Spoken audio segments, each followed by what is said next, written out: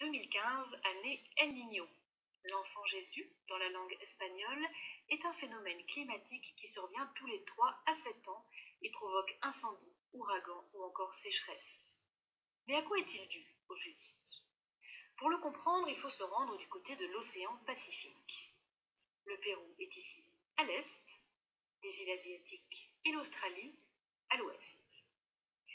Lors d'une année normale, il y a un énorme bassin d'eau chaude à l'ouest du Pacifique, au large de l'Indonésie. Les spécialistes l'appellent la piscine chaude. Cette poche d'eau, avoisinant les 30 degrés, est en principe maintenue près de la côte grâce au souffle des alizés, ces vents venus des côtes du Pérou, de l'autre côté de l'océan. Résultat, le sud-est asiatique bénéficie d'un climat chaud et humide, tandis que les côtes sud-américaines ont un climat plus sec et une eau relativement froide qui ne dépasse pas les 22 degrés. Voilà pour la situation normale. Car certaines années, cet équilibre climatique est rompu. On parle d'année El Niño, ce qui est le cas en 2015. Que se passe-t-il alors? Dès le printemps, les alizés faiblissent. Ils ne maintiennent plus la piscine chaude en place. Celle-ci se déplace donc progressivement avec son cortège de précipitations vers l'Amérique.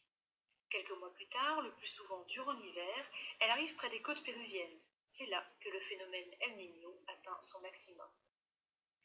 Si l'arrivée d'une eau à 30 degrés peut réjouir les baigneurs, elle est plutôt synonyme de mauvaises nouvelles pour les autres.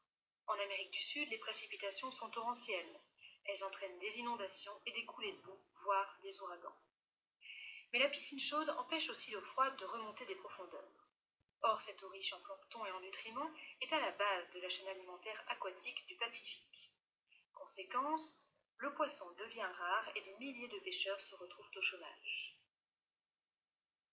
De l'autre côté du Pacifique, le départ de la piscine chaude laisse une zone sèche propice aux incendies.